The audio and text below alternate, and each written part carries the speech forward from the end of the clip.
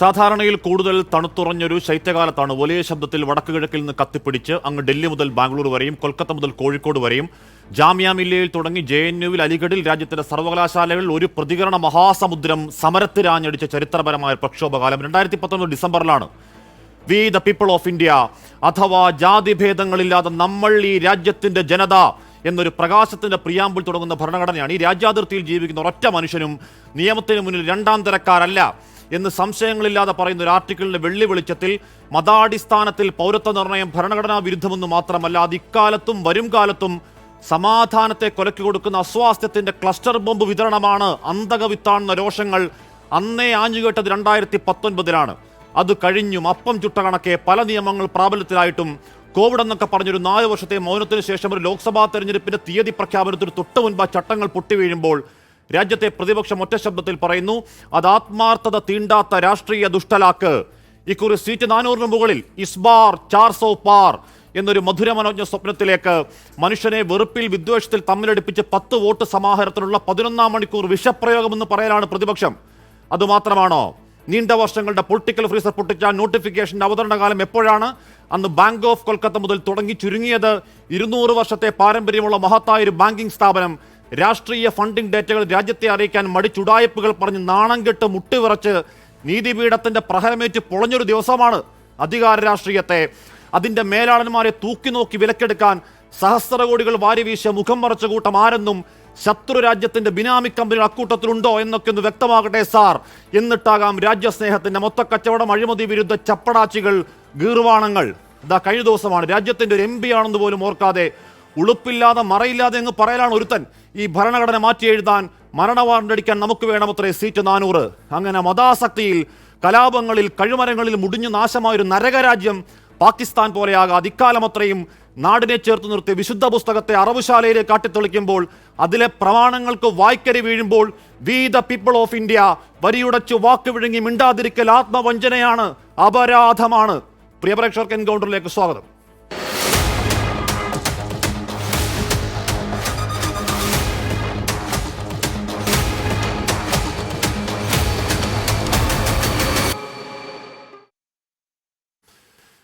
Shri John Brittas MP, Shri M. ലിജു, Shri VP Sreepadmanabhan ചർച്ചയിൽ. ശ്രീ ജോൺ ബ്രിട്ടാസ് ഏറ്റവും ഒടുവിൽ MH releases FAQ on CAA എന്ന് അതിൽ വിശദീകരണം വരുന്നുണ്ട്. അതിൽ പറയുന്നത് Indian Muslims need not worry as CAA has not made any provision to impact their citizenship and has nothing to do with the present 18 crore Indian Muslims who have equal rights like their Hindu counterparts. No Indian citizen would be asked to produce any document to prove his citizenship after this act. No Indian citizen would ask to produce any document to prove his citizenship after this act. MH പറയലാണ് രാജ്യത്തെ മുസ്ലിങ്ങൾ പേടിക്കേണ്ടതില്ല. പ്രശ്നങ്ങൾ പരിഹരിച്ചോ ശ്രീ ജോൺ ബ്രിട്ടാസ്? മുസ്ലിങ്ങൾ പേടിക്കേണ്ടതില്ല എന്ന് കേന്ദ്ര ആഭ്യന്തര വകുപ്പ് പറയുമ്പോൾ അതിൽ ഒളിഞ്ഞിരിക്കുന്ന ഒരസ്ത്രത്തെ നമ്മൾ കാണാതെ പോകരുത്. ഇപ്പം ഞാനൊരു ഉദാഹരണം പറയാം. അസമിൻ്റെ പൗരത്വ രജിസ്റ്റർ ഇവർ പ്രസിദ്ധീകരിച്ചു. 19 ലക്ഷം പേരാണ് പുറത്തായത്. ആ 19 ലക്ഷം പേര് പുറത്തായപ്പോൾ അതിൽ 15 ലക്ഷത്തോളം ഹിന്ദുക്കളാണ്, ഒരു 4-4.5 ലക്ഷം പേര് മുസ്ലിങ്ങൾ. ഏറ്റവും രസകരമായിട്ടുള്ളൊരു കാര്യം ഇതിനകത്തുണ്ട്. ഫക്രുദ്ദീൻ അലി അഹമ്മദ് എന്ന് പറയുന്ന ഇന്ത്യയുടെ പ്രഥമ പൗരൻ്റെ 4 ബന്ധുക്കളും അതിലുൾപ്പെടും, പുറത്തായവർ. 2, ഇവർ NRC നടപ്പിലാക്കുമ്പോൾ രാജ്യമെമ്പാടും നടപ്പിലാക്കുമെന്ന് പറയുന്നുണ്ട്. രാജ്യമെമ്പാടും NRC നടപ്പിലാക്കുമ്പോൾ എന്താണതിൻ്റെ മാനദണ്ഡങ്ങൾ? അവർ നിയോഗിക്കാൻ പോകുന്ന ജില്ലാ അടിസ്ഥാന കമ്മിറ്റി സ്വാഭാവികമായിട്ടും ജനങ്ങളോട് ആവശ്യപ്പെടുന്ന വിവരങ്ങൾ എന്താണ് എന്നത് സംബന്ധിച്ചൊരു വ്യക്തത ഇതുവരെ വന്നിട്ടില്ല. ഒരിക്കലും BJPയെ നമുക്ക് സംശയത്തിൻ്റെ ചൂണ്ടുവലയിൽ നിന്ന് മാറ്റി നിർത്താൻ പറ്റില്ല. എന്താ കാരണം എന്ന് വെച്ചാൽ എല്ലാ പ്രവൃത്തിയിലും മതനിരപേക്ഷ നിയമത്തിൽ പോലും വർഗീയതയുടെ വിഷം ചാലിച്ചവരാണ് BJPക്കാർ. അതുകൊണ്ട് പ്രകടമായ വർഗീയതയും മതപരമായ പക്ഷപാതിത്വവുമുള്ള ഒരു ഭേദഗതി നിയമം നടപ്പിലാക്കുമ്പോൾ സ്വാഭാവികമായിട്ടും അതിൽ പല പക്ഷപാതിത്വങ്ങളും അതിൽ വിദ്വേഷത്തിൻ്റെയും വെറുപ്പിൻ്റെയും അംശങ്ങൾ ചാലിച്ചു ചേർക്കുമെന്നുള്ള കാര്യത്തിൽ തർക്കമില്ല. 2, തടങ്കൽ പാളയങ്ങൾ ഉണ്ടാക്കാനാണ് കേന്ദ്ര ഗവൺമെൻറ് നിർദ്ദേശിച്ചിരിക്കുന്നത്. ഇപ്പോൾ അസമിൽ മാത്രം 16 തടങ്കൽ പാളയങ്ങൾ 3-4 എണ്ണം ഇപ്പം തന്നെ പ്രാവർത്തികമായി. മഹാരാഷ്ട്ര, കർണാടക, ഗോവ, രാജസ്ഥാൻ, അങ്ങനെ പല സംസ്ഥാനങ്ങളിലും വിസ്തൃതമായിട്ടുള്ള തടങ്കൽ പാളയങ്ങൾ വന്നു കഴിഞ്ഞു. നാസി ജർമ്മനിയിൽ ആദ്യം ജൂതന്മാർക്കെതിരെയുള്ള വേട്ട ആരംഭിച്ചപ്പോൾ ഇതുപോലെയാണ് തുടങ്ങിയത് തടങ്കൽ പാളയങ്ങൾ. ആ തടങ്കൽ പാളയങ്ങൾ പിന്നീട് ഗ്യാസ് ചേമ്പറുകളാകാനും 60 ലക്ഷം ജൂതന്മാരെ കൊന്നൊടുക്കാനും അധികകാലം വേണ്ടി വന്നില്ല. മാത്രമല്ല, വർഗീയ കലാപങ്ങളുടെ പശ്ചാത്തലമുള്ള അതിൻ്റെ കറപുരണ്ട കൈകളാണ് ഇന്ന് ഈ വിവേചനപരമായിട്ടുള്ള പൗരത്വ ഭേദഗതി നിയമം നടപ്പിലാക്കുന്ന കാര്യം കൂടി നമ്മൾ ഓർമ്മിക്കണം. ഇന്ന് ആഭ്യന്തര നടത്തിയിട്ടുണ്ടെങ്കിൽ അല്ല ബ്രിട്ടാസ്, ഇവിടെ ജോൺ ബ്രിട്ടാസ്, ഇവിടെ ഈ നിയമം പ്രാബല്യത്തിലായി എന്ന് പറഞ്ഞാൽ നിയമം ഇപ്പോൾ ലോ ഓഫ് ദ ലാൻഡായി. അതിപ്പോൾ എന്താണ്, അതിൻ്റെ പോർട്ടൽ തുറന്നു, അതിലേക്ക് അപ്ലൈ ചെയ്യുന്നവർക്ക് അതിൻ്റെ പൗരത്വ പ്രൊസീജിയർ തുടങ്ങിക്കഴിഞ്ഞു. അതിനകത്ത് ഇനി കോടതി ഇടപെടലല്ലാതെ തെരുവിലൊരു പ്രതിഷേധം ഏതെങ്കിലും തരത്തിൽ പ്രതിരോധമാകുമോ, പരിഹാരമാകുമോ? ശ്രീ ജോൺ ബ്രിട്ടാസ്, കോടതി ഇടപെടൽ പ്രതീക്ഷിക്കേണ്ടതുണ്ടോ? തീർച്ചയായിട്ടും. സുപ്രീം കോടതി എന്താണ് പറഞ്ഞത്?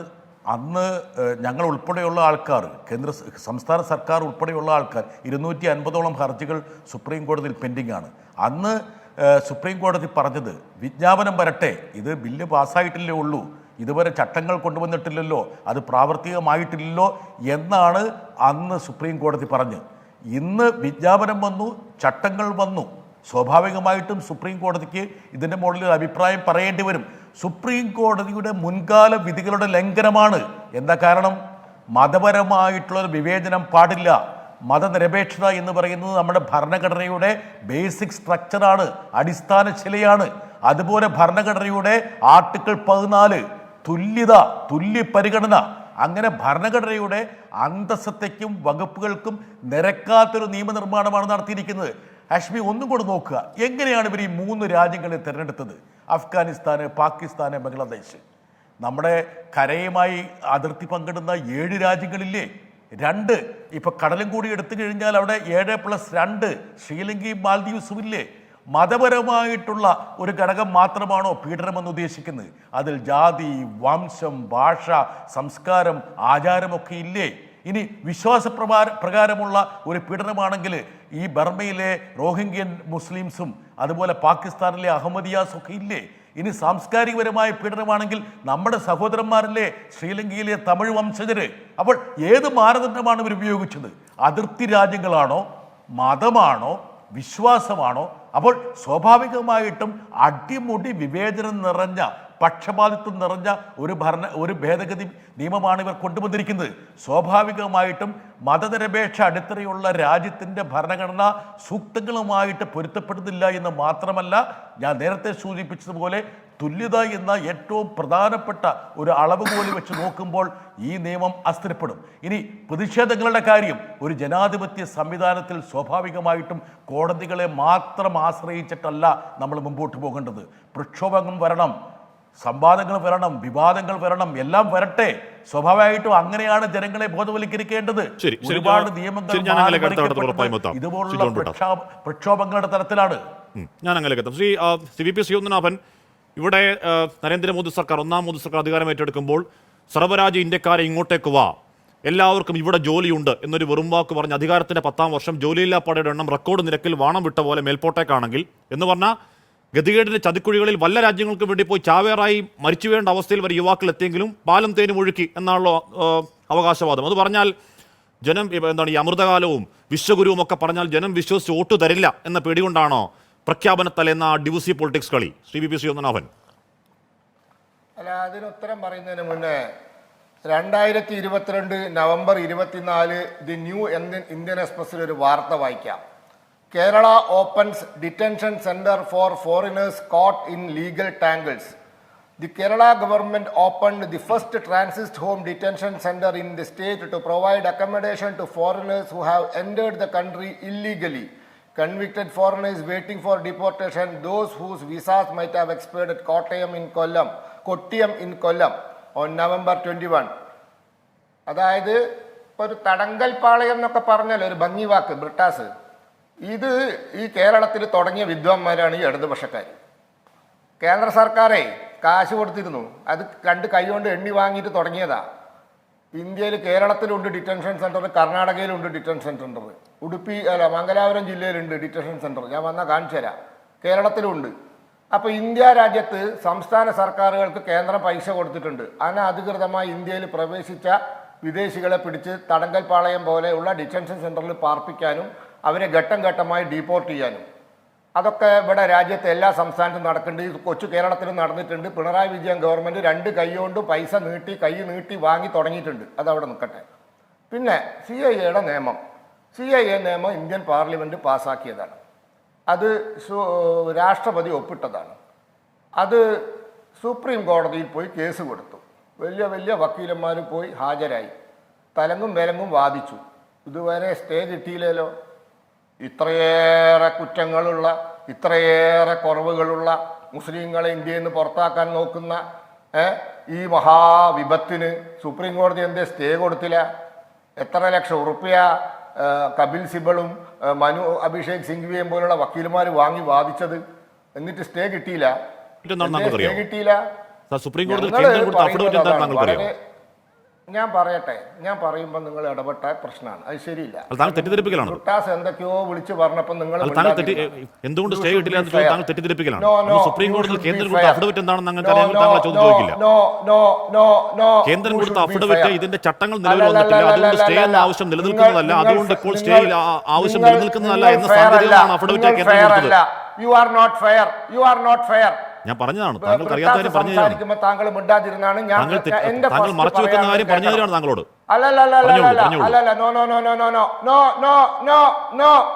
You should be fair. മര്യാദ പാലിക്കണം. നിങ്ങൾ കേന്ദ്ര സർക്കാരിന്റെ അഫിഡവിറ്റ്, എന്ത് കേന്ദ്ര സർക്കാരിന്റെ അഫിഡവിറ്റ്? കേന്ദ്ര സർക്കാരിന്റെ അഫിഡവിറ്റിൽ പറഞ്ഞതിനെ ഖണ്ഡിക്കാനാണ് വക്കീലുമാർക്ക് പള്ളർച്ച് ഫീസ് കൊടുക്കുന്നത്. ലക്ഷവും കോടിയും വാങ്ങി ഇണീറ്റിക്കുന്ന എന്തിനാ? നിങ്ങളൊരു തമാശ അറിയോ ഹാഷ്മി? ഈ ലക്ഷക്കണക്കിന് ഫീസ് വാങ്ങി ഈ കേസിൽ ഹാജരായ കപിൽ സിബൾ രാജ്യസഭയിൽ, അന്ന് കോൺഗ്രസിന്റെ രാജ്യസഭ അംഗ, മൂപ്പർക്ക് രാജ്യസഭ ടിക്കറ്റ് പുതുക്കി കൊടുക്കാത്തപ്പോൾ മൂപ്പര് രാജിവെച്ച് SP പോയി. ആ കപിൽ സിബൾ രാജ്യസഭയിൽ പറഞ്ഞൊരു വാക്കുണ്ട്, യൂട്യൂബ് ചാനൽ ഇപ്പോഴും ഉണ്ട്, ഞാൻ വേണമെങ്കിൽ കേൾപ്പിച്ചു തരാം. ഒരു അഭിഭാഷകനായ താങ്കളെ അഫിഡവിറ്റ് സാങ്കേതികം എന്താണെന്നൊക്കെ പറഞ്ഞു തരേണ്ടത് എന്റെ ഗതികേടാണ്. പക്ഷേ അത് അഫിഡവിറ്റ് സാങ്കേതികം പറഞ്ഞതാണ് സാർ. ആ സാങ്കേതികത്വം സുപ്രീം കോടതി മുഖവിലേക്ക് അടിക്കായിരുന്നു സാർ. ചട്ടം നിലവിൽ വന്നു സാർ. സുപ്രീം കോടതിയിലേക്ക് വീണ്ടും പോകുന്നു സാർ. ആ നിയമത്തിന് സ്റ്റേ ആണ് സാർ ആവശ്യപ്പെടുന്നത്. ഇനിയാണ് സാർ അത് കോടതിയുടെ മുന്നിലേക്ക് മെറിറ്റിലേക്ക് വരിക. ഒരു അഭിഭാഷകനായ താങ്കളെ ഇതൊക്കെ പറഞ്ഞു പഠിപ്പിക്കേണ്ട അവസ്ഥ ഗതികേടാണെങ്കിൽ പറയുകയാണ്. ശരിയല്ല. കപിൽ സിബൾ സുപ്രീം കോടതിയിൽ ഈ കേസിൽ ഹാജരായി CIA വലിയ വിപത്താന്ന് വാദിച്ച കപിൽ സിബൾ രാജ്യസഭയിൽ പറഞ്ഞതാ, I don't have an opinion that this law is concerned with Indian Muslims. Indian Muslims have nothing to do with this law. This law has nothing to do with Indian Muslims. ഞാനല്ല പറഞ്ഞത്. ലക്ഷങ്ങൾ fees വാങ്ങി ഈ case ഹാജരായ കപിൽ സിബളാ പറഞ്ഞത്. Indian മുസ്ലിങ്ങൾ ഈ നിയമമായിട്ട് ഒരു ബന്ധമില്ല. എന്നിട്ട് രാജ്യത്ത് മുഴുവൻ നുണ പറഞ്ഞ് ഡൽഹിയിൽ കലാപുണ്ടാക്കി, നിരവധി ആൾക്കാർ മരിക്കാൻ സാഹചര്യം ഉണ്ടാക്കി. എന്തൊക്കെയാ പറഞ്ഞത്? പിന്നെ NRC ബ്രിട്ടാസ് NRC കൊണ്ടുവന്നത് സുപ്രീം കോടതിയാ. അതിനു മുമ്പ് കൊണ്ടുവന്നത് ലിജുവിന്റെ നേതാവ് രാജീവ് ഗാന്ധിയും പ്രഫുല്ല കുമാർ മെഹന്ത, ബിജു കുമാർ ഫുക്കൻ, AGP നേതാക്കന്മാരും രാജീവ് ഗാന്ധിയും കൂടി ഒപ്പിട്ട ആസാം അക്കോർഡ് 1984 എടുത്ത് വായിച്ചു നോക്ക്. അതിലാണ് NRC വന്നത്. ആ NRC നടപ്പിലാക്കാൻ സുപ്രീം കോടതിയിൽ കേസ് കൊടുത്തിട്ടാണ് സുപ്രീം കോടതി പറഞ്ഞിട്ട് ആസാമിൽ NRC കൊണ്ടുവന്നത്. ഇനി ഒന്നും കൂടി പറയാം, നിങ്ങൾ നാളെ പറയാൻ പോകുന്ന ഒരു പോയിന്റ്. NPR ചിദംബരം കൊണ്ടുവന്ന 2011 ആദ്യത്തെ NPR കാർഡ് കൊടുത്തത് ആർക്കറിയോ? അന്നത്തെ രാഷ്ട്രപതി, എന്താണ് നമ്മുടെ മഹാരാഷ്ട്രയിൽ നിന്നുള്ള വനിത, അവർക്കാണ് പ്രതിഭ പട്ടേൽ, അവർക്കാണ് ആദ്യത്തെ NPRന്റെ സീറ്റ് കൊടുത്തത്. ഫോട്ടോ വേണമെങ്കിൽ ഞാൻ കാണിച്ചു തരാം. കോൺഗ്രസ് NPR കൊണ്ടുവന്നു. ആസാം അക്കോർഡിൽ കോൺഗ്രസും AGPയും കൂടി NRCക്ക് പ്രൊവിഷൻ വെച്ചു. സുപ്രീം കോടതി നടപ്പിലാക്കാൻ പറഞ്ഞു. അതൊന്നും ഞങ്ങളോട് പറയണ്ട കേട്ടോ. ഞങ്ങൾ കൊണ്ടുവന്ന് CIA. അത് തന്റെ അടുത്തോടെ ഞങ്ങൾ പറയുന്നു, ഞങ്ങൾ കൊണ്ടുവന്ന് CIA മാത്രമാണ്. 4 വർഷം ഫ്രീസറിൽ വെച്ചു. തന്റെ ഇടം പറയല്ലേ തന്റെ ഇടം പറയല്ലേ. 2019 രാഷ്ട്രപതി ഒപ്പിട്ടു എന്ന് ലോക്സഭാ തെരഞ്ഞെടുപ്പിന്റെ ദിവസങ്ങൾക്ക് മാത്രം മുൻപ് വിജ്ഞാപനം പുറത്തിറക്കുന്നതിന് തന്റെ ഇടം എന്നല്ല പറയേണ്ടത്. 10 വോട്ട് കിട്ടാനുള്ള വകുപ്പുണ്ടോ എന്ന് നോക്കാനാണെന്നാണ് പറയേണ്ടത്. നിങ്ങൾ സ്റ്റേജ് ചാനലിൽ ഇരുന്നിട്ട് കോടതിയിൽ അത് പരിഗണനയിൽ ഇരിക്കുന്ന വിഷയം ഇപ്പോൾ നടപ്പാക്കാൻ ഉദ്ദേശിക്കുന്നില്ല എന്ന് കേന്ദ്രം തന്റെ ഇടമില്ലാതെ അഫിഡവിറ്റ് കൊടുത്ത വിഷയം ഇപ്പോൾ നടപ്പാക്കാൻ ഉദ്ദേശിക്കുന്നില്ല എന്ന് കേന്ദ്രം തന്റെ ഇടമില്ലാതെ അഫിഡവിറ്റ് കൊടുത്തൊരു വിഷയം ലോക്സഭാ തെരഞ്ഞെടുപ്പിന്റെ തലേനാൾ കൊണ്ട് പ്രഖ്യാപിക്കുന്നതിന് തന്റെ ഇടമെന്നല്ല വിളിക്കേണ്ടത്, ദുഷ്ടലാക്കെന്നാണ്. പൊടിയും തട്ടി പോവാനല്ലോ കൗണ്ടർ അഫിഡവിറ്റ് ഞങ്ങൾ ഫയൽ ചെയ്ത അത് വായിച്ച് കേട്ട് മിണ്ടാതെ പോവല്ല ഞങ്ങളെ പണി. വാദിക്കണം. കേന്ദ്ര സർക്കാർ കുറച്ച് കാര്യം വാദിക്കുന്ന നിൽക്കട്ടെ. തൽക്കാലം നടപ്പാക്കാൻ ഉദ്ദേശിക്കുന്നില്ലെന്ന് കേന്ദ്രം പറഞ്ഞുകൊണ്ടാണ്. തൽക്കാലം നടപ്പാക്കാൻ ഉദ്ദേശിക്കുന്നില്ലെന്ന് കേന്ദ്രം തന്റെ ഇടമില്ലാതെ അഫിഡവിറ്റ് കൊടുത്തിട്ട് ലോക്സഭാ തെരഞ്ഞെടുപ്പിന് തൊട്ട് തലേന്ന് ഒന്ന് പ്രഖ്യാപിക്കുന്നതിനെ വിളിക്കേണ്ടത് വോട്ട് തേടാൻ ശ്രീനാഥൻ. എന്നിട്ട് വോട്ട് തേടാൻ താങ്കൾ പറയുന്നത് കേട്ടിട്ട് ഈ പറയുന്ന പോലെ മൂട്ടിലെ പൊടിയും തൊട്ടി എല്ലാവരും പോകുന്നതാണോ?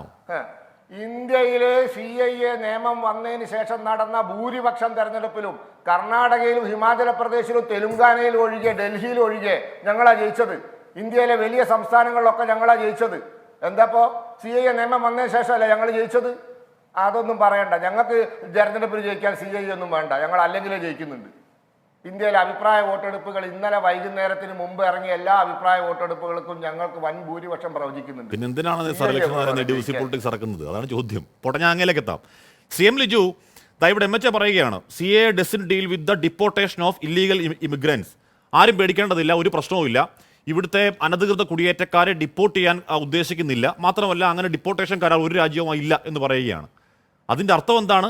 ഈ പറഞ്ഞ 2014 ഡിസംബറിന് മുൻപ് വന്ന ഇല്ലീഗൽ മൈഗ്രൻസായി ഇവിടെ തുടരുന്ന ഹിന്ദു, പാഴ്സി, ബുദ്ധ, ജൈന, ക്രിസ്ത്യൻ വിഭാഗത്തിൽപ്പെട്ടവർ പൗരന്മാരാവുകയും മറ്റൊരു വിഭാഗം പൗരന്മാരല്ലാതെ ഈ പറയുന്ന ജയിലറകളിലും ഡിറ്റൻഷൻ സെന്ററിലും കഴിയേണ്ടി വരുന്നു. രണ്ടാം തരം പൗരന്മാരാക്കുന്നു. അതല്ലേ വിവേചനം? അതല്ലേ ഭരണഘടനാലംഘനം? CM ലിജു. ഇന്ത്യൻ ഭരണഘടനയോ നമ്മുടെ രാജ്യത്തിലെ നിയമങ്ങളൊന്നും തന്നെ സിറ്റിസൺഷിപ്പിൻ്റെ അടിസ്ഥാനം മതമാണ് എന്നൊരു കണ്ടൻഷൻ എടുത്തിട്ടില്ല. നമ്മുടെ രാജ്യത്തിൻ്റെ പൗരത്വത്തിൻ്റെ അടിസ്ഥാനം മതമല്ല. ഇവിടെ CAA അത്തരമൊരു കാഴ്ചപ്പാടാണ് ഗവൺമെൻറ് കൊണ്ടുവരുന്നത്. നമ്മുടെ രാജ്യത്ത് താമസിക്കുന്നതിന് ഈ പറഞ്ഞതുപോലെ വിദേശ രാജ്യങ്ങളിൽ നിന്ന് ഇവിടെ താമസിക്കുന്ന മനുഷ്യരിൽ മുസ്ലിങ്ങൾ ഒഴിച്ചുള്ള ആളുകൾക്കെല്ലാം തന്നെ ഇവിടെ പൗരത്വമുണ്ട്. മുസ്ലിം സമുദായത്തിൽപ്പെട്ട ആളുകൾക്ക് പൗരത്വമില്ല. അതുകൊണ്ട് തന്നെ അത്തരത്തിൽ താമസിക്കുന്ന ആളുകളെ ഡിറ്റൻഷൻ സെൻ്ററിലേക്ക് മാറ്റേണ്ടി വരും. അതാണല്ലോ ഈ നിയമത്തിൻ്റെ ഒരു ക്രക്സ്. അതാണല്ലോ ഇവിടെ ഇപ്പോൾ തന്നെ കൊട്ടിയത്ത് തന്നെ ഇവിടെ അഡ്വക്കേറ്റ് ശ്രീപത്മനാഭൻ സംസാരിച്ചപ്പോൾ കൊട്ടിയത്ത് തുടങ്ങിയ ഡിറ്റൻഷൻ സെൻ്ററിനെ കുറിച്ച് പറഞ്ഞു. കൊട്ടിയത്തും കർണാടകത്തിലും മാത്രമല്ല ആസാമിലും വിവിധ സ്ഥലങ്ങളിൽ ഇത്തരം ഡിറ്റൻഷൻ സെൻ്ററുകൾ ആരംഭിച്ചിട്ടുണ്ട്. ഈ പുതിയ ചട്ടപ്രകാരം മറ്റു സമുദായത്തിൽ ഹിന്ദു, ബുദ്ധ, ജൈന, ക്രിസ്ത്യൻ തുടങ്ങിയ സമുദായങ്ങളിൽപ്പെട്ട ആളുകൾ, മറ്റ് രാജ്യങ്ങളിൽ നിന്ന് വന്നവർ ഇത്തരത്തിൽ അപേക്ഷിച്ച് രാജ്യത്തെ പൗരന്മാരായി മാറുമ്പോൾ മുസ്ലിം സമുദായത്തിൽപ്പെട്ട ആളുകളെ സംബന്ധിച്ച് അവർക്ക് അത്തരത്തിൽ പൗരത്വം ലഭിക്കില്ല. അവരെ സംബന്ധിച്ച് അവരെ ഡിറ്റൻഷൻ സെൻ്ററിലേക്ക് മാറ്റപ്പെടും.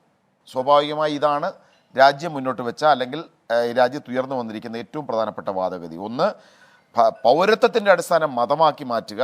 വളരെ കൃത്യമായ മതവിവേചനത്തിലൂടെ അഭയം അന്വേഷിച്ച് വരുന്നവരിൽ പോലും വേർതിരിവുണ്ടാക്കി അവരെ തടങ്കൽ പാളയത്തിലേക്ക്. ഇതാണ് ഇതിനെ ഏറ്റവും പോട്ടെ.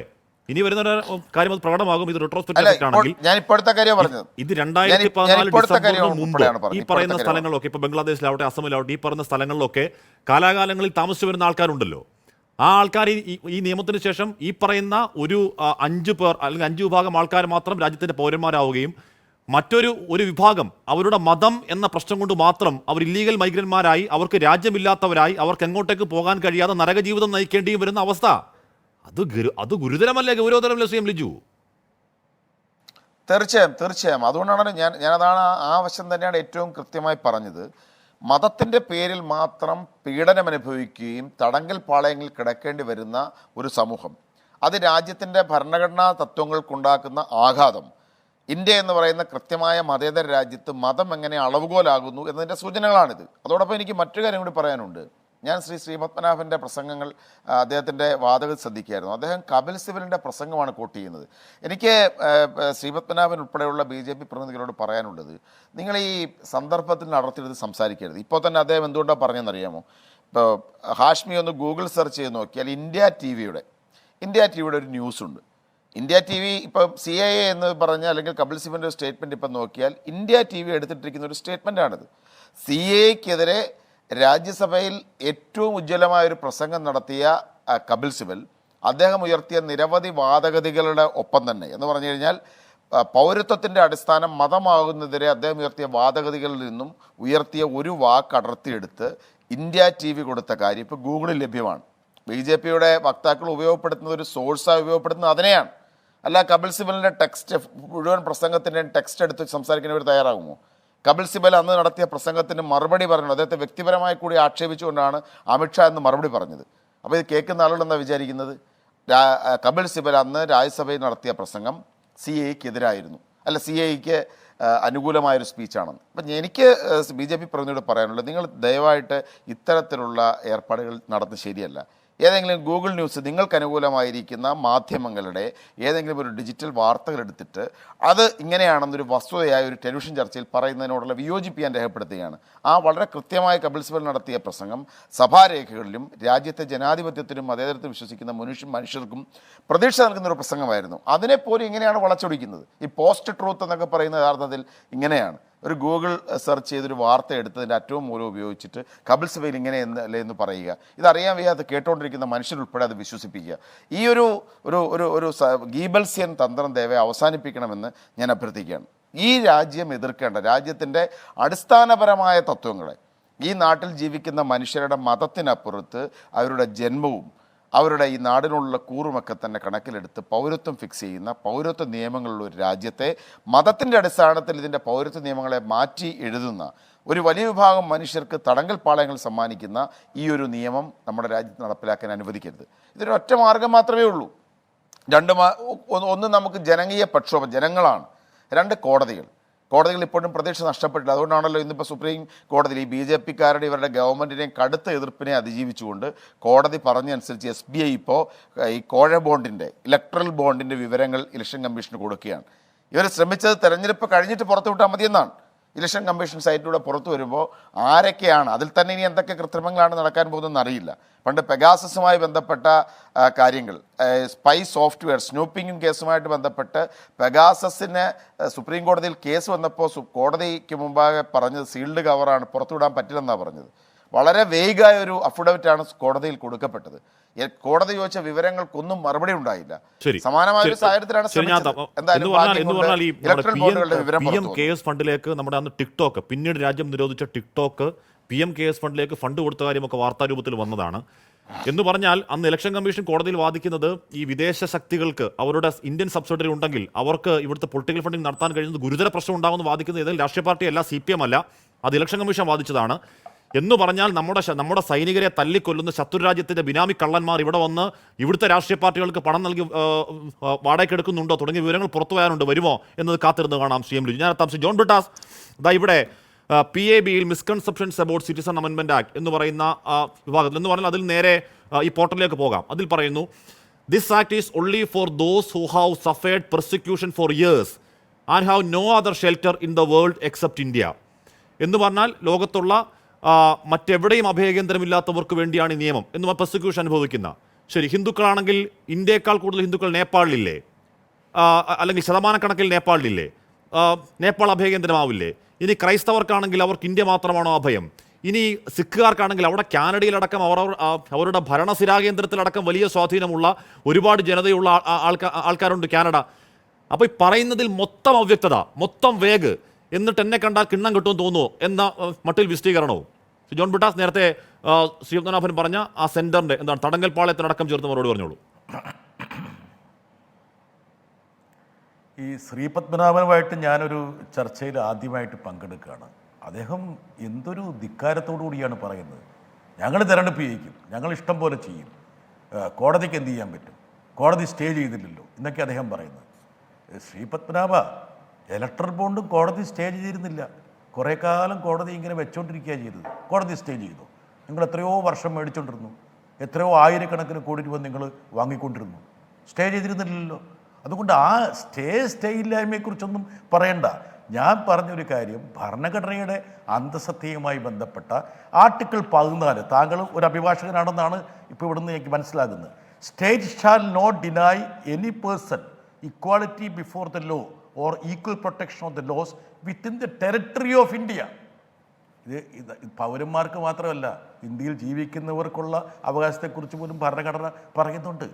2, മതപരമായ ഒരു പരിഗണനയല്ല പൗരത്വത്തിൻ്റെ നിദാനമെന്ന് ആവർത്തിച്ച് ഭരണഘടന വ്യക്തമാക്കുന്നുണ്ട്. അപ്പോൾ ഇതിൻ്റെ രണ്ടിൻ്റെയും ലംഘനമാണ് ചൂണ്ടിക്കാണിച്ചത്. ഇനി മൂന്നാമത് താങ്കൾ ഡിറ്റൻഷൻ സെൻ്ററെ കുറിച്ച് പറഞ്ഞു. ഇപ്പോൾ കൊട്ടിയത്തുള്ളത്, ഞാൻ അതിൻ്റെ പൂർണ്ണമായ വിവരങ്ങൾ എൻ്റെ കയ്യിലുണ്ട്. വേണമെങ്കിൽ അത് സംബന്ധിച്ചുള്ള എല്ലാ കടലാസുകളും ഞാൻ വേണമെങ്കിൽ ഇവിടെ തരാം. അതായത് 2012 മുതൽ, അതായത് രണ്ടാം യു പി എ ഗവൺമെൻറ്റിൽ മുല്ലപ്പള്ളി രാമചന്ദ്രൻ ആഭ്യന്തര സഹമന്ത്രിയാവുമ്പോൾ അദ്ദേഹം പാർലമെൻറ്റിൽ നടത്തിയിട്ടുള്ള മറുപടികളും പ്രസ്താവനകളും എൻ്റെ കയ്യിലുണ്ട്. കേന്ദ്ര സർക്കാരിൻ്റെ ആവശ്യപ്രകാരം അന്നത്തെ ഉമ്മൻചാണ്ടി സർക്കാർ യോഗം ചേർന്നാണ് ഈ ഡിറ്റൻഷൻ സെൻറ്റർ സംബന്ധിച്ചുള്ള തീരുമാനങ്ങൾ എടുക്കുന്നത്. പക്ഷേ പിന്നീട് വന്ന സംസ്ഥാന സർക്കാർ അക്കാര്യത്തിൽ അമാന്തം കാണിച്ചു എന്ന് പറഞ്ഞ് 2 നൈജീരിയൻ പൗരന്മാർ ഹൈക്കോടതിയെ സമീപിക്കുകയും ഹൈക്കോടതി ഉത്തരവിട്ടു 2 നൈജീരിയൻ പൗരന്മാർ പോകാനെന്താ കാരണം? അവരുടെ ഈ ശിക്ഷാ കാലയളവ് കഴിഞ്ഞ് അവർക്ക് എങ്ങോട്ട് പോകാനില്ല. ഇനി കൊട്ടിയത്തെ ഈ പറയുന്ന, അപ്പോൾ സംസ്ഥാന സർക്കാർ എന്താ പറഞ്ഞ്, ഞങ്ങളിത് സാമൂഹ്യ നീതി വകുപ്പിൻ്റെ കീഴിൽ ഒരു ട്രാൻസിറ്റ് ഹോമായിട്ട്, അതായത് ശിക്ഷ, വിസ, പാസ്പോർട്ട് പ്രശ്നങ്ങളെല്ലാം കഴിഞ്ഞ് ഈ പറഞ്ഞ പുറത്തേക്ക് വരുന്ന ആൾക്കാർക്ക് എവിടെയെങ്കിലും താമസിക്കണം, അത് ജയിലുമായി ബന്ധപ്പെട്ടൊരു സ്ഥലമായിരിക്കരുത്, അതുകൊണ്ടൊരു ട്രാൻസിറ്റ് ഹോമായിട്ട് ഞങ്ങളിത് നടത്താം എന്ന് പറഞ്ഞ് ഇപ്പോൾ കൊട്ടിയത്ത് 29 പേരാണുള്ളത്. 29 പേര്, മനസ്സിലായില്ലേ? അത് എല്ലാ എൽ സൽവദോർ മുതൽ വെനിസൂല മുതൽ ഉള്ള രാജ്യങ്ങളിലുള്ള ആൾക്കാരുണ്ട്. അപ്പോൾ അതാണ് അതിൻ്റെ പശ്ചാത്തലം. പക്ഷേ ഇവിടുത്തെ ഏറ്റവും പ്രധാനപ്പെട്ട വിഷയം ശ്രീപത്മനാഭൻ മറന്നുപോയി. ഇവിടെ ഇപ്പോൾ ഈ ജനസംഖ്യാ രജിസ്റ്ററോ അല്ലെങ്കിൽ പൗരത്വ രജിസ്റ്ററോ എന്നുള്ളതിനേക്കാൾ ഉപരിയായിട്ട് നിങ്ങൾ പാൽപ്പായസത്തിലേക്ക് വിഷം ചേർക്കുന്നത് പോലെയാണ്. നിങ്ങളുടെ ഉദ്ദേശം എന്താണ്? ഈ രാജ്യത്ത് ധ്രുവീകരണം സൃഷ്ടിക്കുകയാണ്. നിങ്ങളുടെ ഇപ്പൊ ഒളിവും മറയും ഇല്ലാതെ പൊതിഞ്ഞ്, ഇപ്പൊ ഞാൻ പറഞ്ഞ ഗോൾവാൾക്കറിന്റെ വിചാരധാരയൊക്കെ വായിച്ചു കഴിഞ്ഞാൽ ഈ പറയുന്ന not even citizen right one കൊടുക്കരുത് എന്നൊക്കെ പറയുന്നുണ്ട്. പക്ഷെ അതൊക്കെ പണ്ടക്കാലമാണ്. ഇപ്പോൾ പുരോഗമനം പറയുന്നവരാണല്ലോ. അനന്ത്കുമാർ ഹെഗ്ഡെ ഒരു ഒളിവും മറയില്ലാതെ പറയുകയാണ്, നമുക്ക് 400 സീറ്റ് വേണം. എന്തിനാണ് ഈ ഭരണഘടന മാറ്റാൻ? എന്താണ് ശ്രീ ജോൺ ബ്രിട്ടാസ്? ഹാഷിമി, അത് മാത്രമല്ലല്ലോ, ഗുജറാത്തിൽ 2000 മുസ്ലിങ്ങൾ കൂട്ടക്കുരുതിക്ക് ഇരയായ ശേഷം പിന്നീട് നടന്ന തെരഞ്ഞെടുപ്പിൽ അവിടുത്തെ പ്രധാനപ്പെട്ട ആൾക്കാർ എന്താ, BJP നേതാക്കൾ, ആഭ്യന്തരമന്ത്രി ഉൾപ്പെടെ പ്രധാനമന്ത്രി ഉൾപ്പെടെ ആൾക്കാർ എന്താ പറഞ്ഞത്? ഞങ്ങൾ അവരെ ഒരു പാഠം പഠിപ്പിച്ചെന്നല്ലേ പറയുന്നത്. ഇപ്പോൾ രാജ്യത്ത് നിലനിൽക്കുന്നൊരു അരക്ഷിതാവസ്ഥയുടെ പശ്ചാത്തലമുണ്ട്. ഇപ്പോൾ ആഭ്യന്തര വകുപ്പ് പുറത്തിറക്കി എന്ന് പറയുന്ന ഈ പത്രക്കുറിപ്പിൻ്റെ പശ്ചാത്തലം എന്താണ്? അതായത് ഇപ്പോൾ ഈ പറയുന്ന ന്യൂനപക്ഷങ്ങളുടെ ആരാധനാലയങ്ങളിൽ കേന്ദ്രീകരിച്ച് നടക്കുന്ന അസ്വസ്ഥജനകമായിട്ടുള്ള സംഭവവാസങ്ങൾ, ഇപ്പോൾ പാർലമെന്റ് പാസാക്കിയ നിയമമല്ലേ ആരാധനാലയ സംരക്ഷണ നിയമം, അതിനെ വെല്ലുവിളിച്ചുകൊണ്ടല്ലേ BJP മുമ്പോട്ട് പോയിക്കൊണ്ടിരിക്കുന്നത്. കുഴിച്ചിറക്കിക്കൊണ്ടിരിക്കുകയല്ലേ. എവിടം വരെ നിങ്ങൾ കുഴിച്ചിറക്കും? എവിടം വരെ പോകും? ഈ 2 ബുൾഡോസറുകൾ വിട്ടുകൊണ്ടിരിക്കുകയല്ലേ. 3 UAPA കേസുകൾ. ഞാൻ ഇന്നത്തെ ഒരു കാര്യം പറയാം, നിങ്ങൾ ഞെട്ടിപ്പോകും. അതായത് ഇന്ത്യയിൽ ഏറ്റവും പ്രശസ്തമായിട്ടുള്ള, ലോകം അംഗീകരിക്കുന്ന, ബഹുമാനിക്കുന്ന എൻ്റെ ഒരു വിദ്യാലയം കൂടിയാണ്. ജവഹർലാൽ നെഹ്റു യൂണിവേഴ്സിറ്റിയെ അപമാനിക്കാൻ വേണ്ടിയിട്ട് ജഹാംഗീർ നാഷണൽ യൂണിവേഴ്സിറ്റി എന്നുള്ള പേരിൽ ഒരു സിനിമ ഇറക്കുകയാണ്. കേരളത്തെ അപമാനിക്കാൻ വേണ്ടി കേരള സ്റ്റോറി എന്ന് പറയുന്ന സെപ്റ്റി ടാങ്കിലിടേണ്ട ഒരു സിനിമ ഇറക്കിയ പോലെ ജവഹർലാൽ നെഹ്റു യൂണിവേഴ്സിറ്റി അപമാനിക്കാൻ വേണ്ടി ജഹാംഗീർ നാഷണൽ യൂണിവേഴ്സിറ്റി എന്നൊരു സിനിമ ഇറക്കുകയാണ്. ഇത്രത്തോളം വെറുപ്പും വിദ്വേഷവും വിഭജനവും. കേരള സ്റ്റോറി സെപ്റ്റി ടാങ്കിൽ പോയ പോലെ ജഹാംഗീർ സ്റ്റോറി സെപ്റ്റി ടാങ്കിൽ പോക്കോളൂ, അത്രേ ഉള്ളൂ. പക്ഷെ അതിനകം എത്രയോ ആൾക്കാരൊക്കെ വിഷം പകർന്നു കൊടുക്കും, എത്രയോ ആൾക്കാരെ തെറ്റിദ്ധരിപ്പിക്കും. ഇപ്പോൾ കേരള സ്റ്റോറി ശരിയെന്ന് വിശ്വസിക്കുന്ന ഉത്തരേന്ത്യയിലുള്ള ആൾക്കാരെ ഞാൻ കണ്ടിട്ടുണ്ട്, പല ആൾക്കാരെയും. അപ്പോൾ ഇത് ശരിയെന്ന് വിശ്വസിക്കുക, അതിന് ഒരുപാട് കള്ളം, ഗീബൽസ് പറഞ്ഞ പോലെ കള്ളം പലതവണ പറഞ്ഞ് അത് സത്യമാക്കുന്നൊരു ഏർപ്പാടാണ് ഇവർ ചെയ്യുന്നത്. ലോകത്തിലെ ഏറ്റവും വലിയ ഫാക്ടറി നിർമ്മാണശാല നടത്തുന്നത് BJP ആണ്. നിർമ്മിക്കുന്നത് എന്താണെന്നറിയോ? നുണ, പച്ചക്കള്ളം, നുണ ഫാക്ടറിയാണ് ഇവർ നടത്തുന്നത്. ഈ പറയുന്ന CA സംബന്ധിച്ചിട്ടുള്ള ഏറ്റവും പ്രധാനപ്പെട്ട പരിദേവനം, ഞാനൊരു ചോദ്യം ശ്രീപത്മനാഭനോട് ചോദിക്കട്ടെ. നമ്മുടെ തമിഴ് സഹോദരന്മാരുടെ ഉറ്റ ബന്ധുക്കളല്ലേ തമിഴ്നാട്, ശ്രീലങ്കയിലെ തമിഴ് വംശജർ? അവരങ്ങോട്ടും ഇങ്ങോട്ടും എത്രയോ പതിറ്റാണ്ടുകളായി, നൂറ്റാണ്ടുകൾ ബന്ധമുള്ള ആൾക്കാരല്ലേ? അവരവിടെ പീഡിപ്പിക്കപ്പെടുന്നുണ്ടെങ്കിൽ അവരെ ഇങ്ങോട്ട് നമുക്ക് അങ്ങനെയുള്ള ആൾക്കാരെ കൂടി നമ്മൾ ഇവിടെ സംശീകരിക്കണ്ടേ നമ്മുടെ രാജ്യത്തേക്ക്? മാത്രമല്ല ഒരു കാര്യം മനസ്സിലാക്കണം, ഇതിനെ ജിന്നയുടെ പാകിസ്ഥാൻ ആക്കാൻ വേണ്ടിയിട്ടല്ല നമ്മുടെ ഭരണഘടനാ ശില്പികൾ ശ്രമിച്ചത്. ഇത് സ്വതന്ത്ര ഇന്ത്യ, മതനിരപേക്ഷ ഇന്ത്യ ആക്കാൻ വേണ്ടിയിട്ടാണ്. ലോകത്തിൻ്റെ ഏത് ഭാഗത്തും പീഡനം അനുഭവിക്കുന്നവരെ, അത് മതം കൊണ്ടാകാം, പ്രത്യയശാസ്ത്രം കൊണ്ടാകാം, ആചാരം കൊണ്ടാകാം, സംസ്കാരം കൊണ്ടാകാം, അവരെ തുല്യതയോടെ നോക്കിക്കാണണമെന്നാണ് ഈ ഇന്ത്യയുടെ ഭരണഘടനാ ശില്പികൾ നമ്മളെ പഠിപ്പിച്ചത്. അതാണ് രാജ്യത്തിൻ്റെ യഥാർത്ഥ പ്രത്യയശാസ്ത്രം എന്ന് പറയുന്നത്, ആശയം എന്ന് പറയുന്നത്. ആ ആശയത്തെ തകർക്കാൻ വേണ്ടിയിട്ടുള്ളതല്ലേ നിങ്ങൾ കൊണ്ടുവന്നത്. ഒരു കാര്യം കൂടി ഞാൻ പറഞ്ഞ് അവസാനിപ്പിക്കാം. ഒരു കാര്യം എൻ്റെ BJP വക്താവ് മനസ്സിലാക്കണം. ഇത്രയും വൈവിധ്യങ്ങളുള്ള ഈ രാജ്യത്തിൻ്റെ ഐക്യം നമ്മൾ കാത്തുരക്ഷിക്കണമെങ്കിൽ 3 ഘടകങ്ങൾ പ്രധാനപ്പെട്ടതാണ്. അതിലൊന്ന് ജനാധിപത്യം, 2 ഫെഡറലിസം, 3 മതനിരപേക്ഷത. ഈ 3 നെടുംതൂണുകളിലാണ് യഥാർത്ഥത്തിൽ ഈ രാജ്യത്തിൻ്റെ ഐക്യം നിലകൊള്ളുന്നത്. ഈ നെടുംതൂണുകളെ തകർത്തിട്ട് ധ്രുവീകരണം ഉണ്ടാക്കാൻ വേണ്ടിയാണ്. കഴിഞ്ഞ തെരഞ്ഞെടുപ്പിൽ നിങ്ങൾക്ക് ധ്രുവീകരണം ഉണ്ടാക്കാൻ വേണ്ടിയിട്ട് പുൽവാമ കൊണ്ടുവന്നു. ഇക്കുറി നിങ്ങൾ എന്ത് ചെയ്തു? അയോധ്യ കൊണ്ടുവന്നു. അതും പോരാഞ്ഞിട്ട് കുറച്ചുകൂടി കിടക്കട്ടെ എന്ന് വിചാരിച്ചിട്ടല്ലേ നിങ്ങളിത് കൊണ്ടുവന്നത്. നിങ്ങളിപ്പോൾ ഈ സർവേകളിലൊക്കെ നിങ്ങൾ ജയിക്കാൻ പോകുമെങ്കിൽ പിന്നെ എന്തിനാണ് ഇപ്പോൾ ഇത് കൊണ്ടുവന്നത്? 4.5 വർഷക്കാലം നിങ്ങൾ പിടിച്ചു വെച്ചില്ലേ? അത് 4 ദിവസം കൊണ്ടല്ലേ ശ്രീപത് പത്മനാഭ പാർലമെന്റ് ഈ നിയമം പാസ്സാക്കിയത്. ലോകസഭ പാസ്സാക്കിയ ശേഷം 4 ദിവസം കൊണ്ട് രാജ്യസഭ പാസ്സാക്കി തിരക്കിട്ടിട്ട്. സാധാരണഗതിയിൽ ഇന്ന് പാർലമെന്റ് പാസ്സാക്കുന്ന നിയമം പിറ്റേന്ന് രാഷ്ട്രപതി ഒപ്പ് ചാർത്തുന്ന പരിപാടിയൊക്കെ വളരെ അപൂർവമാണ്. ഒപ്പ് ചാർത്തിയിട്ട് നിങ്ങൾ ഈ ചട്ടം ഫ്രെയിം ചെയ്യാൻ വേണ്ടിയിട്ട്, റൂൾസ് ഫ്രെയിം ചെയ്യാൻ വേണ്ടി 4.5 വർഷം കാത്തു നിന്നില്ലേ? നിങ്ങൾക്ക് അത്ര ആത്മാർത്ഥത ആർജവം ഉണ്ടെങ്കിൽ നിങ്ങൾ ഇത്രത്തോളം തിരക്ക് പിടിച്ചുണ്ടാക്കിയ നിയമം അന്നേരം നിങ്ങൾക്ക് വിജ്ഞാപനിച്ചു തുടരും. നിങ്ങളുടെ ഒറ്റ ഉദ്ദേശമുള്ളൂ, ഇതൊക്കെ ഈ പറയുന്ന രാജ്യത്ത് ധ്രുവീകരണത്തിന് വേണ്ടി, വിഭജനത്തിന് വേണ്ടി, വിദ്വേഷത്തിന് വേണ്ടി, വെറുപ്പിന് വേണ്ടിയിട്ട് വഴിവെക്കുക, ഈ അരക്ഷിതാവസ്ഥ വർദ്ധിപ്പിക്കുക. പിന്നെ കേരളത്തിലെ ഒരു കാര്യം ഞാൻ നിങ്ങളോട് പറയാം. അതായത് കേരളത്തിലെ മുസ്ലിങ്ങൾക്ക് ഈ അരക്ഷിതത്വം ഉണ്ടാവില്ല. പക്ഷേ ഞാൻ എൻ്റെ ദീർഘകാലം ഉത്തരേന്ത്യയിൽ ചെലവിട്ടുകൊണ്ട് പറയുകയാണ്, നിങ്ങൾ UP-യിലെയും ഈ പറഞ്ഞ രാജസ്ഥാനിലെയും മധ്യപ്രദേശിലെയും ന്യൂനപക്ഷങ്ങളൊന്നും നിങ്ങൾ വിശ്വസിക്കുന്നത് പോലെ അത്ര കേരളത്തിലെ മുസ്ലിങ്ങൾ കഴിയുന്ന പോലെ സുരക്ഷിതത്വ ഭാവത്തിലല്ല.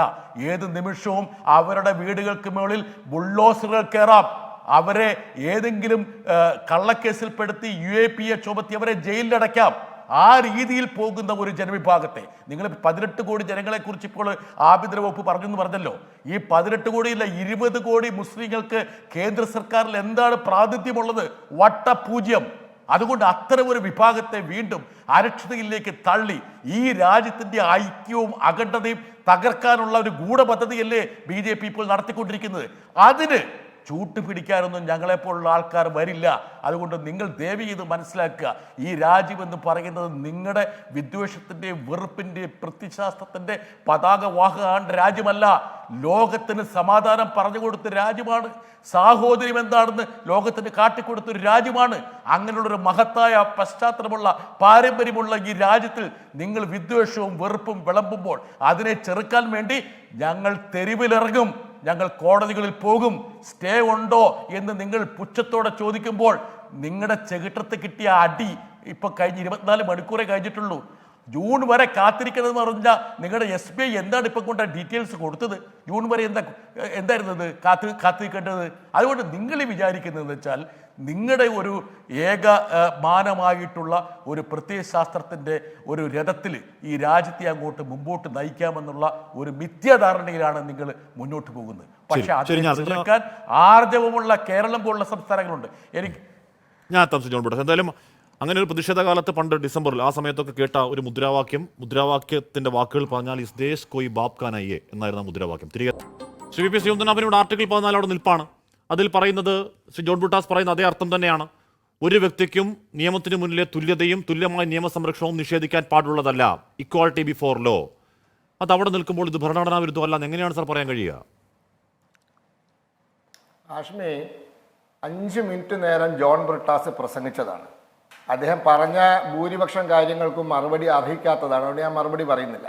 പക്ഷെ അദ്ദേഹം പറഞ്ഞ 1-2 കാര്യങ്ങൾക്ക് എനിക്ക് മറുപടി പറയണം. ദയവ് ഇതിനെ തടസ്സപ്പെടുത്തരുത്. ജോൺ ബ്രിട്ടാസ് വലിയ BJP-ൻ്റെ എന്താ പറയുക മാനുഷിക മൂല്യങ്ങൾക്കെതിരെയുള്ള കടന്നുകയറ്റവും BJP എതിരാളികളെ നശിപ്പിക്കുന്ന രീതിയൊക്കെ പറഞ്ഞു. ഇതിലൊരു വാക്ക് ഉപയോഗിച്ചു, സെപ്റ്റിക് ടാങ്ക്. ജോൺ ബ്രിട്ടാസെ, ആളുകളെ ജീവനോടെ കുഴിച്ചു മൂടി നിങ്ങൾ പശ്ചിമ ബംഗാളിൽ ഉപ്പിട്ട് മൂടി രാഷ്ട്രീയ എതിരാളികളെ, കോൺഗ്രസ് പ്രവർത്തകരെ, നേതാക്കന്മാരെ, ലിജുവിൻ്റെ പാർട്ടിക്കാരെ. അത് കേരളത്തിൽ തന്നെ വിളിച്ചു പറഞ്ഞിട്ടുണ്ട് ഒരാൾ. അവിടെ നിങ്ങളുടെ ഒരു മുൻ മന്ത്രി ആ കേസിൽ അറസ്റ്റിലായതാ. അതായത് 9 കോൺഗ്രസ് പ്രാദേശിക നേതാക്കന്മാരെ കാണാണ്ടായി. പിന്നീട് വർഷങ്ങൾക്ക് ശേഷം അന്വേഷണം വന്നപ്പോഴാണ് കണ്ടെത്തിയത് ഇവരെ ജീവനോടെ ഉപ്പിട്ട് മൂടിയതാണ് കമ്മ്യൂണിസ്റ്റ് പാർട്ടിന്ന്. അതൊക്കെ ചെയ്തിട്ടാ പശ്ചിമ ബംഗാളിൽ നിങ്ങളുടെ പാർട്ടി സെപ്റ്റിക് ടാങ്കിലായത് കേട്ടോ. ഇപ്പൊ നിങ്ങളുടെ പാർട്ടി സെപ്റ്റിക് ടാങ്കിലാ പശ്ചിമ ബംഗാളിൽ. അത് ഈ മാതിരി വൃത്തികേട് ചെയ്തിട്ടാ. അതുകൊണ്ട് ആ വർത്താനൊന്നും പറയണ്ട, അവിടെ കട്ടെ. ഇത്രേ നിങ്ങൾ മറുപടി അർഹിക്കുന്നുള്ളൂ. ബാക്കിയൊക്കെ ബി ജെ പി സെപ്റ്റ് ടാങ്കിൽ പോയി നല്ല പറഞ്ഞത് കേരള സ്റ്റോർ സിനിമയെ കുറിച്ചാണ്. ഞാൻ ആദ്യമേ പറഞ്ഞു എന്നെ തടസ്സപ്പെടുത്തരുത്. പിന്നെ ആഷ്മി ഒരു കാര്യം പറഞ്ഞു. കഴിഞ്ഞ സമരകാലത്ത് ഒരു മുദ്രാവാക്യം വിളിച്ചു, വേറെ ബാപ്പ് നഹി. വേറെ ഒന്നും കൂടി വിളിച്ചിട്ടുണ്ട് ആഷ്മി. 21 മാപ്പിള കത്തി അറബിക്കടലിൽ എറിഞ്ഞിട്ടില്ല എന്ന്. കേരളത്തിലെ ഏറനാട്ട ഹിന്ദുക്കളെ കൂട്ടക്കൊല ചെയ്യാൻ ഉപയോഗിച്ച കത്തി ഞങ്ങൾ അറബിക്കടലിൽ എറിഞ്ഞിട്ടില്ല എന്നും കൂടി മാർക്സിസ്റ്റുകാർ നടത്തിയ ജാഥയിൽ CPM നടത്തിയ മുഖ്യമന്ത്രി വന്ന് പ്രസംഗിച്ച കോഴിക്കോട് കടപ്പുറത്ത് നടത്തിയ യോഗത്തിന് വിളിച്ചിട്ടുണ്ട് ആ പരിപാടി പങ്കെടുക്കാൻ വന്നവർ. അതിന്റെ വീഡിയോ എൻ്റെ കയ്യിൽ ഇപ്പോഴും ഉണ്ട്. ഏത് ഹിന്ദുക്കളെ കൂട്ടക്കൊല ചെയ്ത ഏറനാട്ടിൽ 921 പാവപ്പെട്ട നിസ്സഹായരായ നിരായുധരായ തുവൂർ കിണറ്റിൽ കൊണ്ടുപോയി തള്ളിയ ചങ്കുവെട്ടിയ ഹിന്ദുക്കളെ കൂട്ടക്കൊല ചെയ്ത മാപ്പിളക്കത്തി 21 മാപ്പിളക്കത്തി അറബിക്കടലിൽ എറിഞ്ഞിട്ടില്ല എന്നും കൂടി വിളിച്ചിട്ടുണ്ട്. അതും കൂടി ആഷ്മി ഒന്ന് മനസ്സിലാക്കിയാൽ നന്ന്. അപ്പൊ അതുകൊണ്ട് നിങ്ങൾ CAA നിയമം തെറ്റാന്ന് പറയുന്നു. ആയിക്കോട്ടെ, എന്തേ സുപ്രീം കോടതിയിൽ ഇത് ഫലവത്തായില്ല? 4.25 കൊല്ലായില്ലേ കേസ് കൂടി കിടക്കുന്നത്? 4.25 കൊല്ലായില്ലേ കേസ് കൂടി കിടക്കുന്നത്?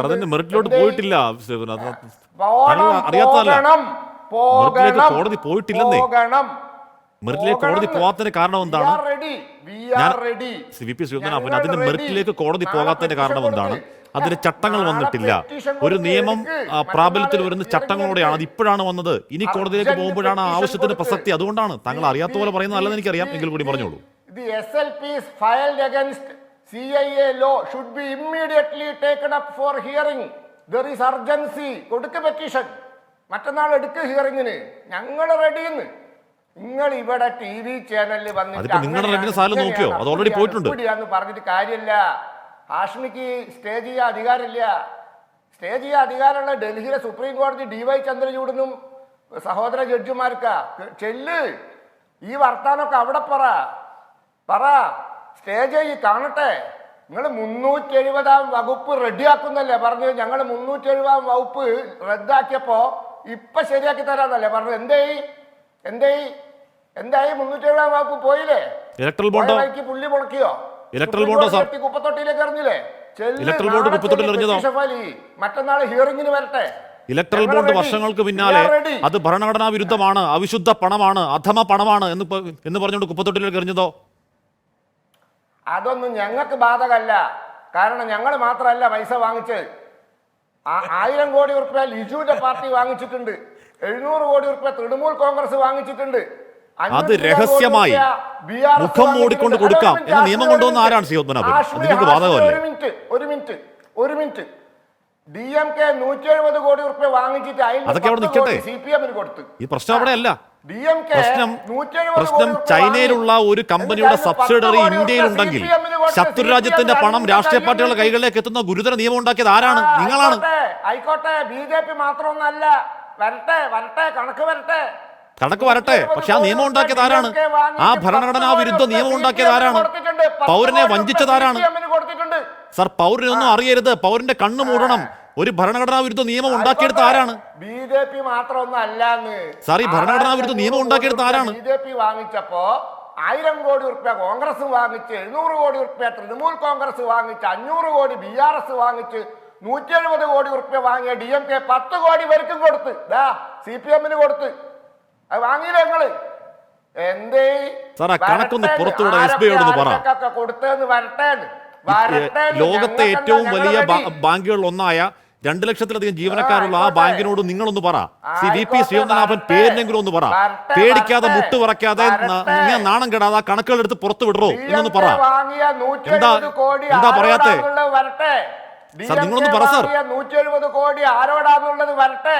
സാർ പറയൂ സാർ, നിങ്ങൾ SBIയോട് പറ. ഉഡായിപ്പ് പറയാതെ കണക്കെടുത്ത് പുറത്തിട് എന്ന് SBIയോട് നിങ്ങളൊന്ന് പറ. ഉഡായിപ്പ് കാണിക്കാതെ കോടതിയിൽ പോയി തലചൊറിഞ്ഞു നിൽക്കാതെ ആ കണക്ക് ധൈര്യത്തോടെ എടുത്ത് പുറത്തിട് എന്ന് നിങ്ങൾ SBIയോടൊന്ന് പറ. ഞങ്ങൾക്ക് എന്ത് പേടി? നിങ്ങളൊന്ന് പറ SBI-യോട്. എന്താ പറയാത്തെ? 10 കോടി CPM-ന് കിട്ടിയില്ലേ? ഒന്നും പേടിക്കാനില്ലെങ്കിൽ, സമ്മതിച്ചില്ലേ? ഞങ്ങൾ ഒന്നും 10 കോടി പേടിക്കാനില്ലെങ്കിൽ, ആ കമ്പനികളുടെ പേര് വരുന്നതിൽ ആശങ്കയില്ലെങ്കിൽ ആ ബാങ്കിനോടൊന്ന് പറയുന്നേ. എന്ത് പേടിക്കാൻ? അപ്ലോഡ് ചെയ്തില്ലേ, വെബ്സൈറ്റിൽ അപ്ലോഡ് ചെയ്തില്ലേ, സീല് വെച്ച കവറിൽ കൊടുത്തില്ലേ? സീല് വെച്ച കവറാണ്, DMK-ന്റെ 10 കോടി സീല് വെച്ച കവറാണ്. ആ സീല് വെച്ച കവറൊന്ന് പൊട്ടിക്കാൻ കേന്ദ്രം പറഞ്ഞാൽ മതി. സീല് വെച്ച കവറെ ഒന്ന് പൊട്ടിക്കാൻ കേന്ദ്രം പറഞ്ഞാൽ മതി. ആരോടാ വാങ്ങിയത്? DMK 170 കോടി, ഇതിന് 10 കോടി CPM-ന് കൊടുത്തില്ലേ? വരട്ടെ വരട്ടെ വരട്ടെ വരട്ടെ വരട്ടെ വരട്ടെ. ശരി ഷെംലിജു, ശരി വരട്ടെ വരട്ടെ വരട്ടെ. ഷെംലിജു, ഈ നിയമം ആർട്ടിക്കിൾ 14-മായി പൂരകമായി പോകണമെങ്കിൽ അതിൽ തന്നെ പറയുന്നുണ്ട് എന്താണ് ഓരോ മാനദണ്ഡങ്ങൾ. അത് ആ നിയമം നോൺ ആർബിറ്ററി ഒബ്ജക്റ്റീവ് ആയിരിക്കണം, നിയമത്തിന്റെ ഉദ്ദേശലക്ഷ്യം ആകരുത്, അത് ഇന്റലിജൻസ് ഡിഫറൻഷ്യ അഥവാ യുക്തിഭദ്രമായ വർഗീകരണമാകണം, അതിൽ റാഷണൽ നെക്സസ് ഉണ്ടാകണം എന്നൊക്കെയുള്ള ഒരു നിയമം ഈ ആർട്ടിക്കിളുമായി ചേർന്ന് പോകണമെങ്കിൽ ഇതൊക്കെ കോടതിയെ ബോധ്യപ്പെടുത്താൻ കഴിയുമെന്ന പ്രതീക്ഷയുണ്ടോ? ആത്യന്തികമായി പ്രതീക്ഷ വേണ്ടത് കോടതിയിൽ മാത്രമേ ഉള്ളൂ യഥാർത്ഥത്തിൽ, ശ്രീലിജു? ആത്യന്തികമായി പ്രതീക്ഷ കോടതികളോടൊപ്പം ജനങ്ങളിൽ നമുക്ക് വിശ്വസിക്കാം ഹാഷ്മി. ഇപ്പോൾ തന്നെ ഈ BJP-ക്കാർ ഇത്രമാത്രം പരിഭ്രാന്തരാകുന്നത് തന്നെ കൃത്രിമങ്ങൾ നടന്നില്ലെങ്കിൽ ഇവർ പരാജയപ്പെടുമെന്നുള്ള ബോധ്യം കൊണ്ടാണ്. ഇപ്പോൾ ജനകീയ കോടതിയിൽ ഇത്തവണ നടക്കുന്ന ലോക്സഭാ തെരഞ്ഞെടുപ്പിൽ ഇവർ പരാജയപ്പെട്ടാൽ തീർച്ചയായിട്ടും വരാനിരിക്കുന്ന ഗവൺമെൻറ് ഈ നിയമം എടുത്തു കളയും, അറബിക്കടലിൽ കളയുമെന്ന് KPCC സംശയമൊന്നും തന്നെ വേണ്ട. അതോടൊപ്പം തന്നെ ഗവൺമെൻറ്റിൻ്റെ ഏറ്റവും പ്രധാനപ്പെട്ട ഓർഗനായിരിക്കുന്ന ജുഡീഷ്യറിയിൽ നമുക്ക് വിശ്വസിക്കാം. ഇപ്പോൾ തന്നെ ഇവിടെ ഇലക്ട്രൽ ബോണ്ടുകളുടെ കാര്യം പറഞ്ഞു. ഇവിടെ BJP പ്രതിനിധി യഥാർത്ഥത്തിൽ എത്രമാത്രം ഒരു എന്തോ പറയുന്നത് ധാർഷ്ട്യത്തോടു കൂടിയാണ് സംസാരിക്കുന്നത്. ഇവർ ഈ ഇലക്ട്രൽ ബോണ്ടുകളുടെ കാര്യത്തിൽ കോടതിയിൽ എത്തിക്കഴിഞ്ഞപ്പോൾ ശരിയാണ്, കോൺഗ്രസിന് സംഭാവന കിട്ടി, മറ്റെല്ലാ രാഷ്ട്രീയ പാർട്ടികൾക്കും സംഭാവന കിട്ടി, ഇലക്ട്രൽ ബോണ്ട് പണം കിട്ടി. പക്ഷെ അവർ പറഞ്ഞു കണക്ക് പുറത്തുവിടട്ടെ, ട്രാൻസ്പെറൻസി വേണം. ഒരു ജനാധിപത്യ രാജ്യത്തിൽ രാഷ്ട്രീയ പാർട്ടികൾക്ക് സംഭാവന കൊടുക്കുന്ന വ്യക്തികൾ ആരാണെന്ന് ജനം അറിയണം. എതിർത്ത ഒരേ ഒരു കൂട്ടർ ഈ രാജ്യത്തെ ഭരിക്കുന്ന രാഷ്ട്രീയ പ്രസ്ഥാനമല്ലേ. SBI-ക്ക് വേണ്ടി, രാജ്യത്തെ പൊതുമേഖലാ സ്ഥാപനമായ SBI-ക്ക് വേണ്ടി ഹാജരായിരിക്കുന്ന വക്കീൽ എത്രമാത്രം ശ്രമിച്ചു. കോടതിക്ക് മുമ്പാകെ പറയുകയാണ് ഇത് സീൽ വെച്ച കവറിലാണ് വെച്ചിരിക്കുന്നത്, അങ്ങനെ എടുക്കാൻ പറ്റത്തില്ല, ഇത് പുറത്തുവിടുന്ന രീതിയിലല്ല ഞങ്ങളിതൊക്കെ ഡിസൈൻ ചെയ്തിരിക്കുന്നത്. മാത്രമാണോ, ഈ ഒരു വിധി വന്ന ദിവസം പ്രധാനമന്ത്രിയായിരിക്കുന്ന വ്യക്തി, നമുക്ക് സുതാര്യതയ്ക്ക് വേണ്ടി സംസാരിക്കേണ്ട ഉത്തരവാദിത്തമുള്ള പ്രധാനമന്ത്രി നരേന്ദ്രമോദിയുടെ പ്രസംഗവും, നരേന്ദ്രമോദി അതേപോലെ പുരാണത്തിലേക്ക് പോയി. ഇത് പണ്ട് ശ്രീകൃഷ്ണന് കുചേലന് അവല് കൊണ്ട് കൊടുത്തിരുന്നെങ്കിൽ ആ പൊതി പോലും തുറന്നു കാണിക്കേണ്ടി വരുന്നൊരു അവസ്ഥയായിരുന്നു പറഞ്ഞത്. എന്ന് പറഞ്ഞാൽ എന്താ, ഇത് കാണിക്കാൻ വയ്യ. അപ്പോൾ കോടതികളിൽ ഇവർ പരമാവധി ശ്രമിച്ചു. ഇലക്ട്രൽ ബോണ്ടിൻ്റെ കണക്ക് ഇന്നിപ്പോൾ SBI ഇലക്ഷൻ കമ്മീഷന് കൈമാറി. ഇലക്ഷൻ കമ്മീഷന് കൈമാറി കഴിയുമ്പോൾ അതിൻ്റെ കണക്ക് പുറത്തു വരും. അപ്പോൾ കോടതിയിൽ നമുക്ക് പ്രതീക്ഷ നഷ്ടപ്പെട്ടിട്ടില്ല. ഇലക്ട്രൽ ബോണ്ടുകളുടെ കാര്യത്തിലായിക്കൊള്ളട്ടെ, ഇപ്പം ചണ്ഡീഗഡിലെ മേയർ തെരഞ്ഞെടുപ്പ് നമ്മൾ കണ്ടത് എന്താ, തൊട്ട് മുമ്പിൽ വെച്ച് പിന്നെ ആം ആദ്മി പാർട്ടിയും കോൺഗ്രസ് സഖ്യത്തിനും കിട്ടിയ ബാലറ്റ് പേപ്പറുകളെ ഒരു ഇലക്ട്രൽ ഓഫീസർ ഇരുന്ന് വെട്ടിത്തിരുത്തുകയാണ്, അസാധുവാക്കുകയാണ്. എന്നിട്ട് അത് CCTV ക്യാമറ പിടിച്ചു. CCTV ക്യാമറ പിടിച്ചിട്ട് കോടതിയിലെത്തിക്കഴിഞ്ഞപ്പോൾ സുപ്രീം കോടതിക്ക് മുമ്പാകെ BJP-യുടെ ഉൾപ്പെടെ അഭിഭാഷകർ പറഞ്ഞത് അവർ വിചാരിച്ച് ഇലക്ഷൻ റദ്ദാക്കി കഴിയുമ്പോൾ വീണ്ടും തെരഞ്ഞെടുപ്പ് നടക്കുമ്പോൾ 8ഓളം ആം ആദ്മി കൗൺസിലർമാരെ വിലക്കെടുത്തിരിക്കുന്നു, വീണ്ടും BJP ജയിക്കും. പക്ഷെ സുപ്രീം കോടതി എന്താണ് വിധിച്ചത്? സുപ്രീം കോടതി ചെയ്തു റദ്ദാക്കുക മാത്രം ചെയ്ത് 2 അത് ജയിക്കുമെന്നുറപ്പുള്ള അല്ലെങ്കിൽ ഈ ഇലക്ട്രൽ ഓഫീസർ റദ്ദാക്കിയ വോട്ടുകളെ പുനഃസ്ഥാപിച്ചുകൊണ്ട് മേയറെ പുനഃസ്ഥാപിച്ചു ആം ആദ്മി പാർട്ടിയുടെ. എന്നാലും ഇവർ കുതിരക്കച്ചവടം നടക്കുന്നു. അപ്പോൾ സുപ്രീം കോടതിയിലുള്ള പ്രതീക്ഷ നമുക്ക് നഷ്ടപ്പെട്ടിട്ടില്ല. ഇലക്ട്രൽ ബോർഡിന്റെ കാര്യത്തിൽ തുടക്കം മുതൽ തന്നെ ഇത് സ്ഥാപനവൽക്കരിക്കേണ്ട അഴിമതിയാണ്, അത് അവിശുദ്ധ പണമാണ്, ആ പണം ഞങ്ങൾക്ക് ആവശ്യമില്ല എന്ന് പ്രഖ്യാപിച്ച ഒരു രാഷ്ട്രീയ പാർട്ടി ഇന്ത്യയിലുണ്ട് കേട്ടോ, അതിന്റെ പേര് CPM എന്നാണ്. അല്ല, അത് ഇലക്ട്രൽ ബോണ്ടുകളുടെ കാര്യത്തിൽ ഇപ്പോൾ സ്വാഭാവികമായും കേരളത്തിൽ മാത്രമുള്ള ഒരു രാഷ്ട്രീയ പാർട്ടി എന്ന നിലയിൽ എനിക്ക് തോന്നുന്നു ചിലപ്പോൾ CPM-നെ സംബന്ധിച്ച് പണം കിട്ടാവുന്ന ഒരു കോർപ്പറേറ്റ് ഫണ്ടിങ്ങിനെതിരല്ലല്ലോ. കോർപ്പറേറ്റ് ഫണ്ടുകൾ CPM വാങ്ങുന്നില്ലേ? അങ്ങനെയാണെന്നുണ്ടെങ്കിൽ അത്ര സുതാര്യമാണ് എന്നുണ്ടെങ്കിൽ തീർച്ചയായിട്ടും കർത്തായുടെ കമ്പനിയിൽ നിന്നും വാങ്ങിയ പണവുമായി ബന്ധപ്പെട്ടും പല വിശദീകരണങ്ങൾ കൊടുക്കേണ്ടി വരുമല്ലോ. അങ്ങനെ സ്വന്തം കുടുംബാംഗങ്ങൾക്ക് ഇവിടെ മോറൽ കോഡ് ഓഫ് കോണ്ടക്ട് ഇല്ലേ? CPM-ന്റെ രാഷ്ട്രീയ നേതാക്കന്മാരുടെ മക്കൾക്ക് കൃത്യമായി എനിക്കറിയാം. വിശാലം ഇലക്ട്രൽ ബോണ്ട് എന്ന ഈ സംവിധാനം അധാര്യമായ സംവിധാനം അഴിമതിയാണ്. ആ അഴിമതി പണം ഞങ്ങൾക്ക് വേണ്ട എന്ന് ധൈര്യം പറഞ്ഞ പാർട്ടി CPM ഉള്ളൂ എന്ന് ഞാൻ ഓർമ്മിപ്പിച്ചേ ഉള്ളൂ. അല്ല എനിക്ക് പൂർത്തീകരിക്കാൻ അനുമതി തരണം. എനിക്ക് ആഷ്മി എനിക്കത് പൊളിറ്റിക്കൽ സ്റ്റേറ്റ്മെന്റ് ആയിട്ട് പൂർത്തീകരിക്കാൻ അനുമതി തരണം. അത് ഞാൻ പറയട്ടെ, എനിക്ക് പറയേണ്ടതുണ്ട്. ഇലക്ട്രൽ ബോണ്ട് എന്ന് പറയുന്ന സംവിധാനത്തിന് കോൺഗ്രസ് എതിരല്ല. ഇലക്ട്രൽ ബോണ്ട് വരുന്നതുകൊണ്ട് തെറ്റില്ല. പക്ഷെ ഞങ്ങൾ ആവശ്യപ്പെട്ട ഒരു സംഭവം എന്ന് പറഞ്ഞാൽ അതിൻ്റെ ട്രാൻസ്പെറൻസി ഉറപ്പുവരുത്തണം. ആരാണ് ഈ ബോണ്ടുകൾ വാങ്ങി കൊടുക്കുന്നത്? ഞങ്ങളുടെ സ്റ്റാൻഡ് അതാണ്. സുപ്രീം കോടതിയിൽ കക്ഷി ചേർന്ന് ജയ താക്കൂർ എന്ന് പറയുന്നത് ഞങ്ങളുടെ മഹിളാ കോൺഗ്രസ് നേതാവ് ഉൾപ്പെടെ കക്ഷി ചേർന്നു. ഒരു പൊളിറ്റിക്കൽ പാർട്ടി എന്ന ഞങ്ങളുടെ നിലപാടാണ്. ഫണ്ട് തരാൻ താല്പര്യമുള്ളവർക്ക് തരണം. കാരണം ജനാധിപത്യത്തിൽ രാഷ്ട്രീയ പാർട്ടികൾക്ക് നിലനിൽക്കണമെന്നുണ്ടെങ്കിൽ ഇപ്പോൾ ഫണ്ടിങ് ആവശ്യമാണ്, അത് ചെയ്യണം. ഇപ്പോൾ CPM എന്ന് പറയുന്ന പാർട്ടി ഇത് വേണ്ടാന്ന് വെച്ചു, അത് അവരുടെ ഓപ്ഷൻ. പക്ഷേ ഒരു കോർപ്പറേറ്റ് ഫണ്ടുകൾ വാങ്ങുന്നുണ്ട്. ഞാനപ്പോൾ അതിനോട് അനുബന്ധമായിട്ടൊരു കാര്യമാണ് പറഞ്ഞത്. CPM നേതാക്കന്മാരുടെ കുടുംബങ്ങൾക്ക് പെരുമാറ്റച്ചട്ടമുണ്ട്. അവരുടെ കുടുംബങ്ങൾ അവർ പുറത്തുവിടുന്ന പ്രകാരം അവർ ആരിൽ നിന്നൊക്കെ സംഭാവന വാങ്ങുന്നു, എന്താണ് അവരുടെ ബിസിനസ് റിലേഷൻസ്, ഇതെല്ലാം അവർ പുറത്തു കൊണ്ടുവരണം. എന്തുകൊണ്ട് ഈ ഒരു വിഷയത്തിൽ വീണാ വിജയൻ്റെ കാര്യത്തിൽ അതുണ്ടായില്ല എന്നൊരു രാഷ്ട്രീയ ചോദ്യമാണ്. നിങ്ങൾ ഇവിടെ ഒരു പൊളിറ്റിക്സ് ചർച്ച ചെയ്തപ്പോൾ CPM എന്ന് പറയുന്ന രാഷ്ട്രീയ പാർട്ടിയുടെ മൊറാലിറ്റി അത് ഉയർത്തി കാണിച്ചപ്പോൾ ഞാൻ ആ മൊറാലിറ്റിയെ ഞാൻ ചോദ്യം ചെയ്യുകയാണ്. അതിലെ ഇന്നത്തെ രാജ്യത്ത് ജീവിച്ചിരിക്കുന്ന ഏറ്റവും പ്രധാനപ്പെട്ട നേതാവിൻ്റെ കുടുംബത്തിനെതിരെ ആരോപണം ഉയർന്നു വരുന്നു.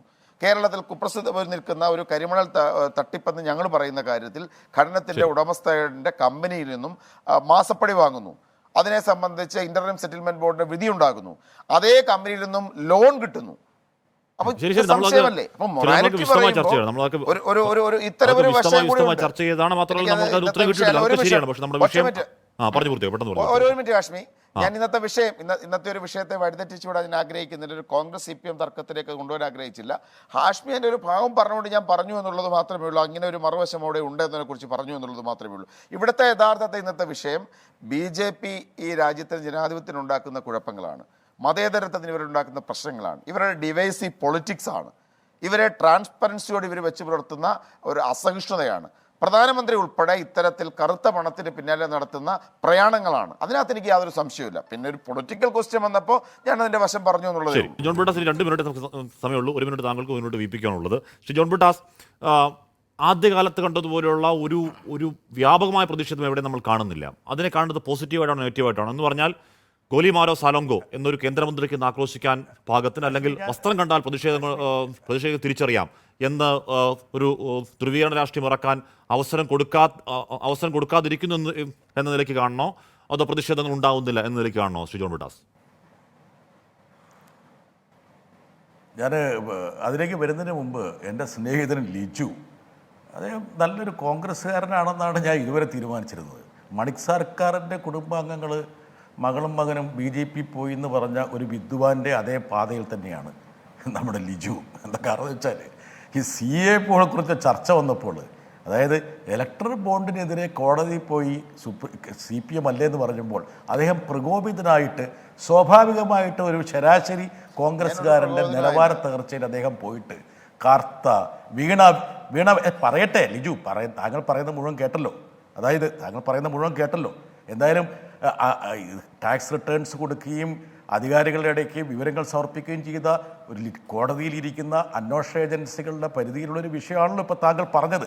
അതുകൊണ്ട് താങ്കൾ ഈ പറയുന്ന മണിക് സർക്കാരിൻ്റെ മക്കൾ BJP പോയി എന്ന് പറഞ്ഞ ആ വിദ്വാൻ്റെ നിലവാരത്തിലേക്ക് ഉയർന്നതിൽ എനിക്ക് താങ്കളോട് വളരെ നന്ദിയുണ്ട്. 2, ഞാൻ ഡൽഹിയിൽ എത്തിയ സമയത്ത് 80കളുടെ അവസാനത്ത് ഈ AICC ആഫീസിൻ്റെ മുമ്പിൽ ഈ പറഞ്ഞ കിലോമീറ്ററുകളോളം മഹീന്ദ്രയുടെ ജീപ്പുകളുണ്ട്. ഇന്ന് BJP ചെയ്യുന്ന ഈ തീവിട്ടിക്കൊള്ള ചെയ്തിരുന്നതാണ് കോൺഗ്രസ്സുകാർ ഈ കോർപ്പറേറ്റുകളിൽ നിന്ന്. CPM എക്കാലത്തും ഉദാഹരണം പറഞ്ഞാൽ ടാറ്റ ഉൾപ്പെടെയുള്ള ആൾക്കാർ ഈ ട്രസ്റ്റുകൾ രൂപീകരിച്ച് സംഭാവന വന്ന സമയത്ത് ഞങ്ങളത് സ്വീകരിച്ചിട്ടില്ല.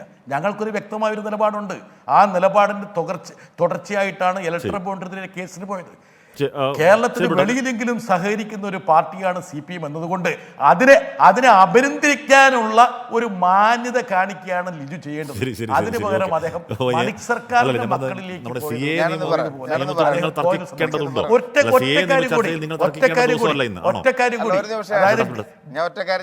അല്ലല്ല പറയണം.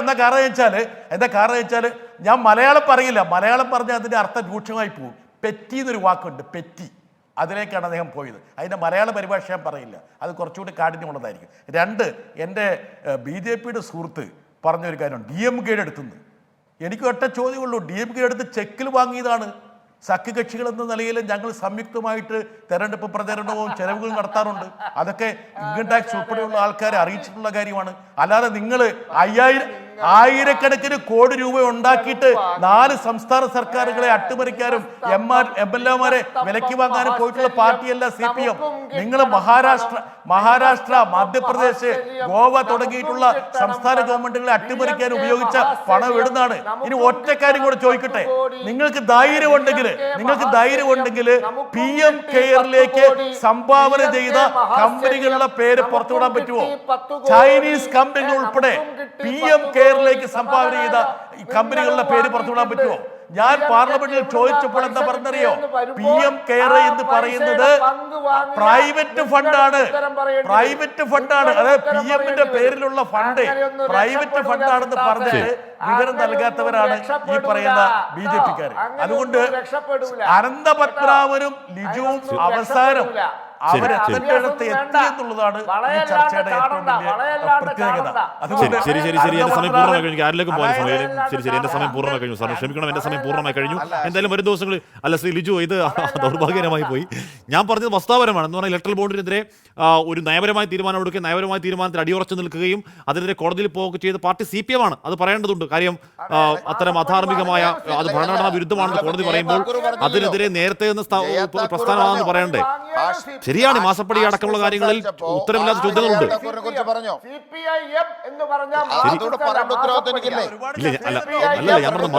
മാസപ്പടിയിൽ ഉത്തരം കിട്ടുന്ന ചോദ്യങ്ങൾ ഇനി ഉണ്ടെന്നേ. പക്ഷെ ഞാൻ പറഞ്ഞു ഇതുപോലൊരു നയപരമായ വിശാലമായ പോളിസി മാറ്ററിലേക്ക് കറക്റ്റ് കൊണ്ട് നിർത്തണം. അതെന്റെ ചോദ്യം. ഓക്കെ എന്റെ സമയം ശരി എന്റെ സമയം ക്ഷമിക്കണം. എല്ലാവരും മതിയായ സമയത്ത് സംസാരിച്ചാണ്. എന്റെ സമയം പൂർണ്ണമായി കഴിഞ്ഞു. എനിക്കൊണ്ട് പൂർണ്ണമാവുന്നു. ഇനി എന്തായാലും നമുക്ക് ഇനി ഇരിക്കേണ്ടി വരും. നമുക്ക് വീണ്ടും ഇരിക്കാം ഇതേ വിഷയങ്ങളിലൊക്കെ തന്നെ.